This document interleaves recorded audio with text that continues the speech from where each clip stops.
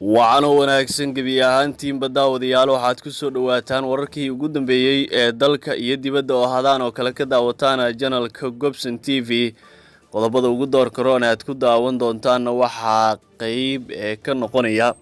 Masjid Cali Gaduud oo ugu dambeyn si buuxda gacan ku hayntiisa ula wareegeen ciidanka xoogga dalka iyo dadka deegaanka oo garab siinaya taliyaha xoogga dalka Odawa Yuusuf Raage oo go'aan adag ka soo saaray dagaalka saacado yarna u qabtay ciidanka ku sugan Shabeellada Dhexe si aadan yabaal gacanta ay ugu dhigaan qorshe aan horey loo arag iyo istiraatiijiyadii ugu adkeyd ayuu hordhigay saraakiisha ciidanka hogaaminaysa haddaba muxuu yahay qorshahaasi sidoo kale waqtiga kooban ee uu qabtay saraakiisha ciidanka hogaaminaysa si aadan yabaal loogu qabto ayaad kaga bogan doontaa barnaamij wareedkeena daawade filla Soomaaliya oo khilaafkii ugu xoogana uu ka dhex jiro iyadoo lagu kala qaybsamay xiriirka dawladaha Masar iyo sidoo kale Itoobiya Xasan Sheekh Maxamuud oo la hordhigay laba dal mid dooro ayaad kaga bogan doontaa barnaamij wareedkeena sidoo kale Mareykanka oo shaaciyay magacyada madaxda ugu sarsareysa kooxda Al-Shabaab oo aan horey loo aqoon ayaad kaga bogan doontaa barnaamij wareedkeena qodobadaas iyo qodobo kale ayaad ku daawan doontaan barnaamij wareedkeena balse marka hore daawada intaanu guda galin faahfaahinta qodobadaas iyo qodobo kale oo aan idin qarinayo waxaan ka codsanayaa inaad channelka subscribe taabato muuqaalkan like dhahdo oo aad u sii share gareyso saaxiibadaada kala duwan ee kugu heliya baraha bulshada mar waliba waxaan u taaganahay inaan ku soo gudbino xogtii ugu dambeysay iyo sidoo kale warar xaqiiqda ku saleysan annagoo ku baahina halkan daqiiqada ka dambeysa waa maalinimo Khamiis taariikhduna ay ku beegan tahay 27 bisha 10aad ee Oktoobar sanada 2022 waxaad ku soo dhawaataan daawadayaal qodobadii aad maqasheen oo intaasi ka faahfaahsan wararka saaka naga soo gaaraya deegaanka Masjid Cali Gaduud ayaa sheegaya in halkaasi ay ku sii saqayaan ciidanka xoogga dalka iyo dadka deegaanka oo garab weyn ku siinaya ciidamada dawladda oo ku sugnaa banaanka deegaanka ayaa markan waxa ay gudaha u galeen deegaanka Masjid Cali Gaduud iyagoo saaka lagu arkaya halkaasi iyagoo fariisimo iyo dhufeysyo xoogan ka samaysanaya deegaankan oo horaantan ay ula wareegeen ciidamada xoogga dalka ayay dhowr jeer kooxda Al-Shabaab waxa ay ku soo qaadeen weeraro sidii ay dib ula wareegi lahaayeen balse ciidamada xoogga dalka ayaa ka baxay dagaal la isku riiqmay oo ka dhacay halkaasi waxaana maalmihii ugu dambeeyay halkaasi ka socday duqeymihii ugu xooganaa oo diyaaradaha laga leeyahay dalka Turkiga halkaasi ka geysanayay iyaga oo bartilmaameedsanayay aagaga ay kaga sugan yihiin kooxda Al-Shabaab dadka deegaanka oo aan la xiriirnay ayaa sheegaya in saakay weerar 4 jiha ah ay soo qaadeen ciidamada xoogga dalka kuwaasi oo qaybta bari ee deegaankan ka soo galay waxaana halkaasi lagu arkayaa ciidamada xoogga dalka oo gaaf wareegaya qayba kamida deegaanka sidoo kalena halkaasi dhufeysyo xoogan ka galaya wixii xoga ku soo kordha halkaasi waxa idinku soo gudbin doonaa daawadayaal wararkeena xiga dhanka kale taliyaha xoogga dalka Odawa Yuusuf Raage ayaa go'aankii ugu adkaa ka soo saaray dagaalka ka soconaya deegaano kamida gobolka Shabeellada Dhexe taliyaha Odawa Yuusuf Raage ayaa soo saaray amarkii ugu xoogana isaga oo sheegay in ciidamada ku sugan Masjid Cali Gaduud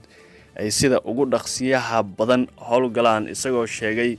inay haystaan fursadii ugu xooganay taasi oo ah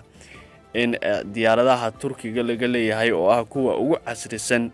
in ay dagaalka qayb weyn ka yihiin taasi oo looga baahan yahay in ciidamadu ay dagaal lugta iyo dhulkaba ay bilaabaan taasi oo sameyn karta in ay guulo waaweyn ka gaaraan dagaalkan Odawa Yuusuf Raage ayaa sheegay in fursad weyn ay u haystaan in waqti kooban ay gacanta ku dhigaan saldhigga ugu weyn ee kooxda Al-Shabaab oo ku yaala degmada aadan yabaal oo ka mid ah goobaha ugu waaweyn ee gobolada dhexe ee kooxda al-shabaab kaga sugan tahay. Odawa Yuusuf Raage ayaa sheegay in fursadan ay keentay kadib markii ciidamada macawisleyda iyo sidoo kale ciidamada xoogga dalka ee gobolka Hiiraan ay si weyn ugu soo dhawaadeen deegaanka loo yaqaan aadan yabaal iyaga oo ku soo siqaya wax ay ka yar 7 kiiloomitirna u jira. haddii uu sheegay in ay ciidamadan si weyn ugu soo dhawaadaana ay fursad siin karta in dagaal laba jiha ah lagu qaado. Odawa Yuusuf Raage ayaa hordhigay saraakiisha ciidanka hogaaminaysa Masjid Cali Gaduud in sida ugu dhaqsiyaha badan ay dardar geliyaan howlgallada iyo sidoo kale dagaalka si waqti kooban ay gacanta ugu dhigaan degmada aadan yabaal. dhanka kale tana madaxtooyada Soomaaliya ayaa waxa ay ka taagan khilaaf u dhaxeeya saraakiisha ku dhowdhow madaxweyne Xasan Sheekh Maxamuud oo ku saabsan xiisad ka dhex oogan dalalka Itoobiya iyo Masar, waxaana sidaasi qoraya wargeyska Africa Intelligence. Masar iyo Itoobiya oo isku haya biyo xireenka Niil oo ay sameysay Addis Ababa ayaa dawladdii Farmaajo waxay si toos ah ula safatay Itoobiya, hase yeeshee dawladda Xasan Sheekh Maxamuud ayaan weli mowqifkeeda caddayn oo aan dhinacna jirin sida uu wargeysku sheegay. mid ka mid ah xubnaha sida aadka ugu dhow madaxweynaha oo ah agaasimaha Nisa Mahad Salaad ayaa xiriir qoto dheer la leh Masar,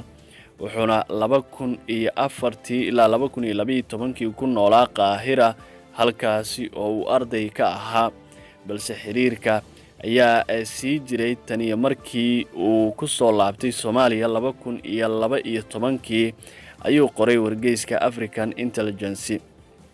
booqashadii rasmiga ahayd ee Xasan Sheekh Maxamuud oo uu Qaahiro ku tagay July waxa ay ku wehelinayay Mahad Salaad, halkaasi oo madaxweynaha uu kula kulmay dhigiisa madaxweynaha Masar Abdul Fattah al-Sisi. waxaa sidoo kale safarkaasi qayb ka ahaa wasiirka gaashaandhigga Cabdulqaadir Maxamed Nuur Jaamac iyo wasiirka cadaaladda iyo dastuurka Xasan Macalin, kuwaasi oo miisaan culus kula dawladda aadna ugu dhow madaxweynaha Soomaaliya ee Xasan Sheekh Maxamuud. Mahad Salaad, Jaamac iyo Xasan Macalin ayaa sida wargeysku qoray waxa ay si weyn u taageersan yihiin in dib loola heshiiyo laguna dhawaado dawladda Masar kadib markii uu riixay madaxweynihii hore ee dalka Maxamed Cabdullaahi Farmaajo oo si toos ah ula saftay dawladda Itoobiya.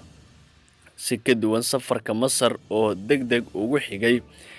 kadib dib u doorashadii madaxweyne Xasan Sheekh Maxamuud ayay 4 bil ku qaadatay in uu booqdo Addis Ababa, wuxuuna ugu dambeyn tagay 28 bishii ilaa 29 bishii Sebtembar. safarka Itoobiya waxaa Xasan Sheekh ku wehelinayay wasiiru dawlaha arrimaha dibadda Cali Balcad oo loo arko inuu yahay wasiirka arrimaha dibadda ee dadban, wasiiru dawlaha madaxtooyada Abshir Buqaari iyo la taliyaha madaxweynaha Aweys Xaaji Yuusuf. 3 nin oo mas'uul looga dhigay inay abaabulaan safarkaasi ayaa door biday in la joogteeyo xiriir xoogan oo la yeeshay Itoobiya oo daris la ah Soomaaliya sida African Intelligence uu leeyahay. si kastaba waa koox yar oo laga tiro badan yahay ayuu qoray wargeyska. madaxweyne Xasan Sheekh Maxamuud ayaa xog ay heshay waa xogo la helayo waxay sheegayaan in uu doonayo inay Soomaaliya dhexdhexaad ka noqoto labada dal, balse waxaa la rumaysan yahay inay taasi adkaan doonto marka la eego sida xubnaha ugu awoodda badan dawladdiisu ay labada dhinac ula safan yihiin. daawadayaal, qodobkaasi ayaa u dambeeyay barnaamij wareedkeena. inta aan ku kulmi doono barnaamijkan kiisa kale waxaan idinkaga tegayaa sidaas iyo nabadgelyo.